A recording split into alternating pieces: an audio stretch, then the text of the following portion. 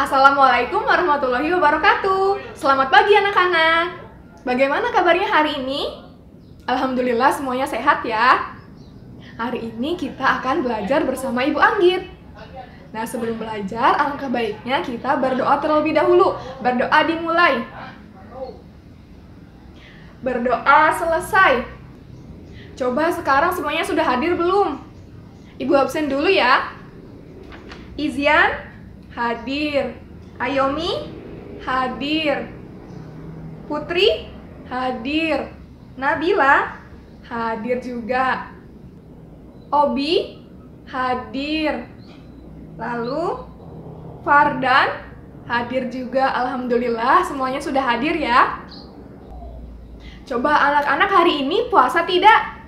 Wah, ada yang puasa 1 hari, ada juga yang puasa setengah hari. Tidak apa-apa ya. Nah, walaupun kita puasa, tetapi kita harus tetap semangat untuk belajar. Supaya ilmu yang kita dapatkan hari ini dapat bermanfaat bagi kita.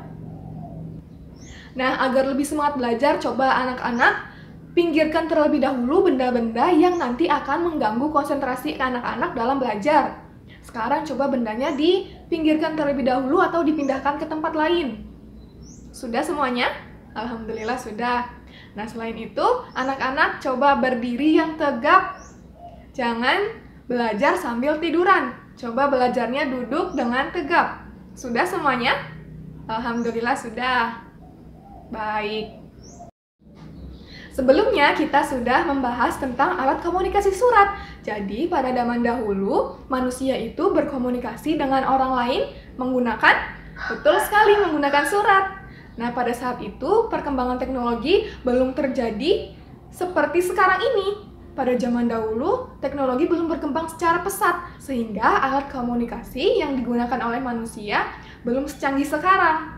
Nah, sekarang coba anak-anak perhatikan gambar ini. Ini adalah gambar apa? Iya, itu adalah gambar ponsel atau handphone atau telepon genggam. Nah, sekarang manusia sudah berkomunikasi dengan menggunakan alat ini ya.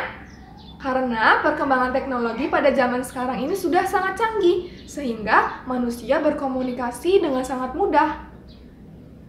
Berbicara mengenai surat dan telepon genggam atau handphone, hari ini kita akan belajar bagaimana sejarah dari alat komunikasi pada zaman dahulu hingga zaman sekarang.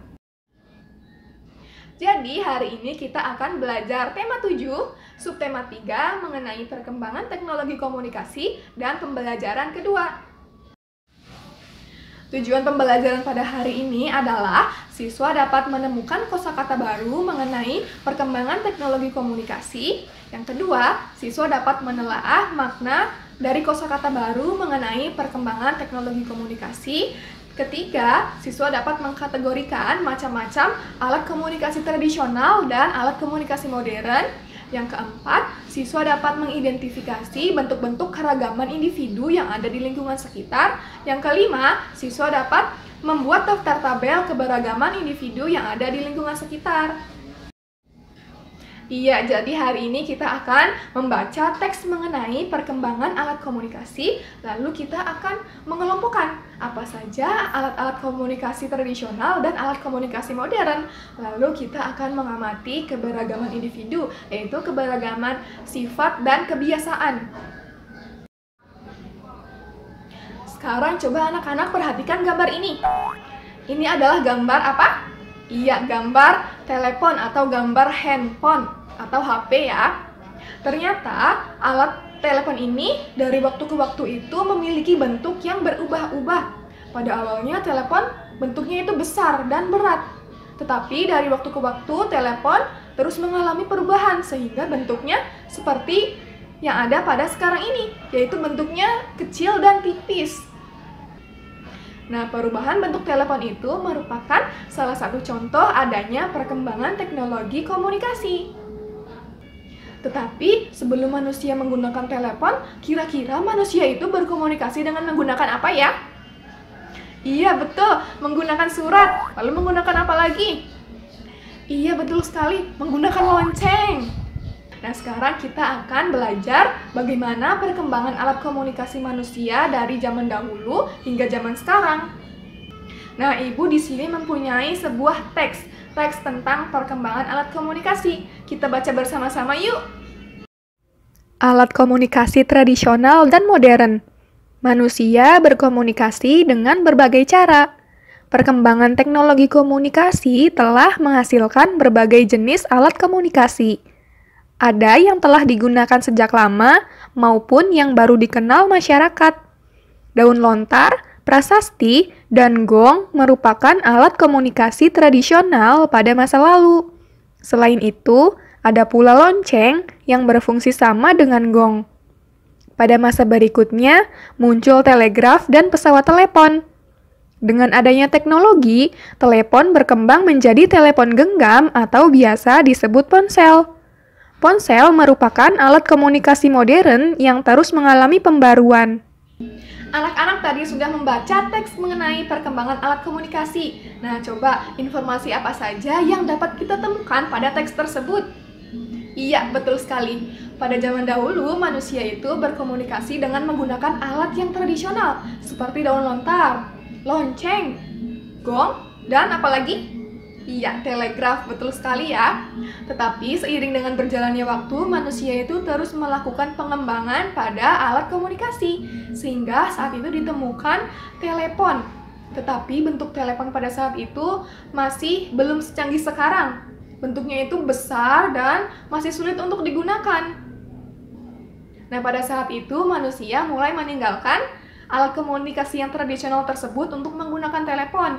Lalu, seiring berjalannya waktu lagi, manusia mulai membuat telepon yang lebih canggih. Seperti telepon pada saat sekarang ini. Sehingga manusia lebih mudah untuk melakukan komunikasi dengan orang lain yang berada jauh dari tempat tinggal mereka. Anak-anak tadi sudah mengetahui informasi yang terdapat pada teks tersebut. Nah, coba sekarang kira-kira kosakata baru apa yang anak-anak temukan dari teks tersebut? Wah, ada yang menemukan kata modern. Lalu apa lagi? Iya, telegraf. Lalu apa lagi? Wah, ada yang menemukan kata daun lontar. Lalu ada juga yang menemukan kata tradisional. Tapi anak-anak tahu tidak makna dari kata-kata tersebut? Yuk kita cari tahu. Kosakata pertama yang kita temukan itu tadi ada modern. Nah, modern di sini maknanya adalah sesuatu yang baru atau yang paling baru. Kosakata yang kedua adalah tradisional. Tradisional ini maknanya adalah sesuatu yang dilakukan pada zaman dahulu. Lalu kosakata yang ketiga adalah telegraf. Telegraf ini maknanya adalah alat komunikasi yang digunakan untuk mengirimkan pesan dari jarak jauh dengan menggunakan teknologi telegrafi. Yang ketiga ada kosakata daun lontar. Nah, daun lontar ini adalah daun yang digunakan untuk menuliskan pesan pada zaman dahulu. Nah, anak-anak sudah mengetahui ya kosakata dari teks perkembangan alat komunikasi dan sudah mengetahui makna dari kosakata tersebut. Setelah kita membaca teks tentang perkembangan alat komunikasi, tadi kita sudah mengetahui ada berbagai macam alat-alat komunikasi. Tadi ada gong, ada daun lontar, lalu ada telegraf, lalu ada telepon. Nah, dari beberapa alat komunikasi tersebut, manakah yang merupakan alat komunikasi tradisional? Iya, betul sekali. Alat komunikasi tradisional itu ada daun lontar. Lalu ada apa lagi anak-anak? Iya betul, hebat sekali. Ada telegraf. Lalu ada yang tahu apa lagi? Iya betul, ada prasasti. Betul sekali ya. Nah, sedangkan alat komunikasi modern itu ada apa saja? Iya, hebat sekali. Ada telepon. Telepon genggam, iya betul. Lalu ada apa lagi? Iya, ada laptop juga, betul ya. Lalu ada apa lagi? Iya, hebat, ada telepon kabel. Ternyata telepon kabel dan telepon genggam itu berbeda ya. Kalau telepon genggam bisa kita bawa kemana-mana. Sedangkan telepon kabel hanya bisa ada di rumah karena harus disambungkan ke kabel. Nah, jadi anak-anak sudah tahu ya berbagai macam alat komunikasi tradisional dan macam-macam alat komunikasi modern. Jadi manusia itu bisa berkomunikasi dengan berbagai cara. Ada yang berkomunikasi secara langsung dan ada juga yang berkomunikasi secara tidak langsung. Kalau komunikasi secara langsung itu kita melakukan tatap muka atau bertemu langsung dengan orangnya. Misalnya saat kita bertemu seorang teman, lalu kita komunikasi dengan dia, maka kita sedang melakukan komunikasi secara langsung. Nah, kalau komunikasi secara tidak langsung itu seperti saat ini, saat momen lebaran ini kita tidak dianjurkan untuk mudik ke kampung halaman, maka kita dapat tetap berhubungan dengan keluarga kita yang jauh dari kita melalui komunikasi secara tidak langsung dengan menggunakan bantuan ponsel. Seperti misalnya kita melakukan video call ataupun melakukan telepon dengan mereka. Nah, itu adalah contoh komunikasi secara tidak langsung. Lalu, bentuk komunikasi yang bisa dilakukan oleh manusia yang lainnya itu adalah diskusi. Jadi, diskusi merupakan salah satu bentuk komunikasi. Nah, saat diskusi itu kita melibatkan banyak orang. Nah, tentu orang-orang tersebut mempunyai berbagai macam karakteristik yang berbeda-beda. Orang-orang tersebut memiliki sifat dan kebiasaan yang berbeda. Ada yang ketika diskusi itu selalu menjadi pendengar yang baik. Ada juga yang selalu memberikan tanggapan dengan penuh semangat. Lalu ada juga yang selalu menerima pendapat atau masukan dari orang lain. Tapi tentu saja ada juga yang tidak mau menerima pendapat dari orang lain. Nah, itu semua adalah salah satu contoh bentuk keberagaman karakteristik individu. Jadi, setiap orang itu mempunyai sifat atau kebiasaan yang berbeda-beda dari kita.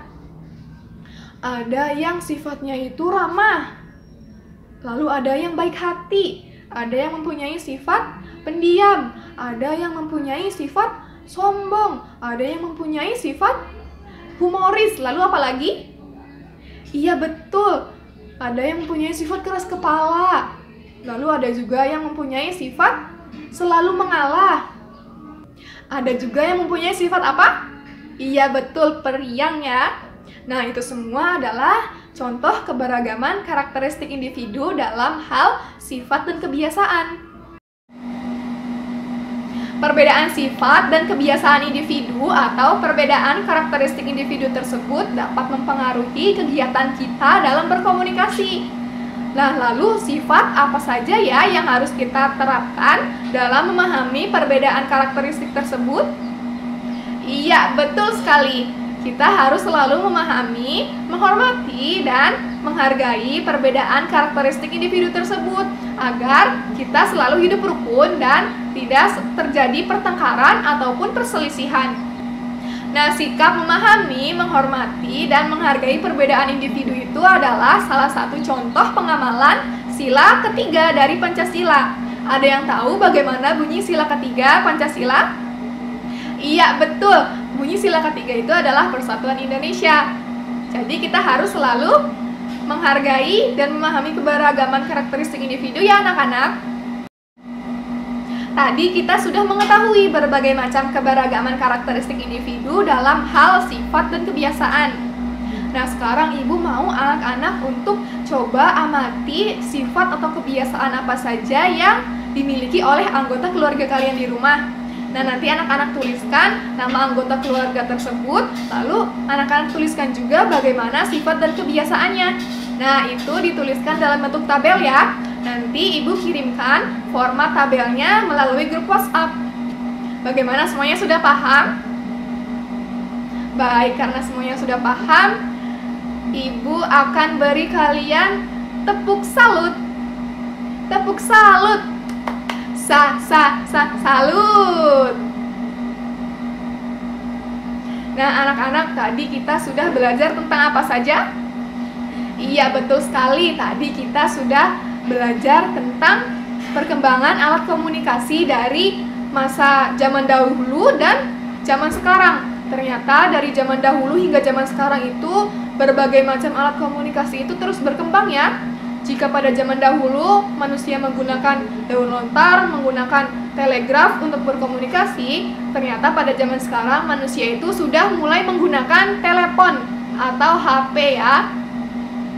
Lalu selain itu tadi kita sudah belajar tentang apa lagi? Iya betul, kita tadi belajar tentang keberagaman karakteristik individu. Ternyata keberagaman karakteristik individu itu sangat beragam.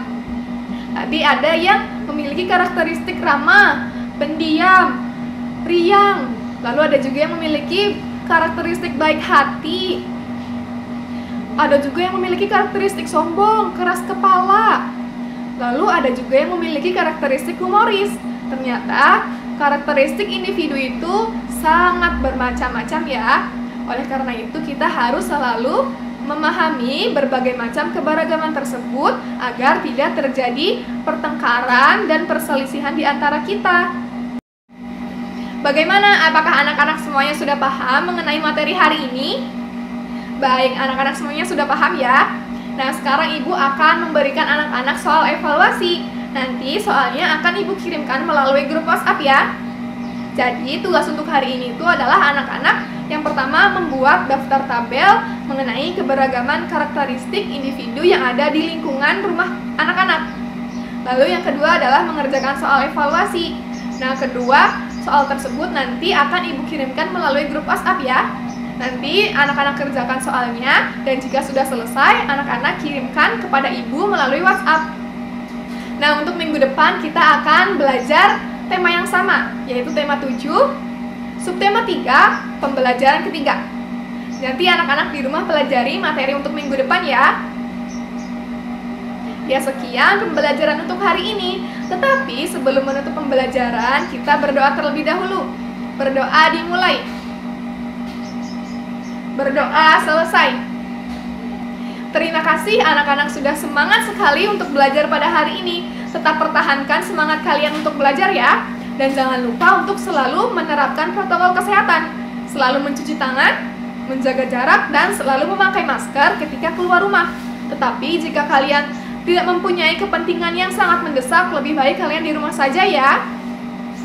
Sekian pembelajaran untuk hari ini. Sampai berjumpa di pertemuan selanjutnya. Wassalamualaikum warahmatullahi wabarakatuh.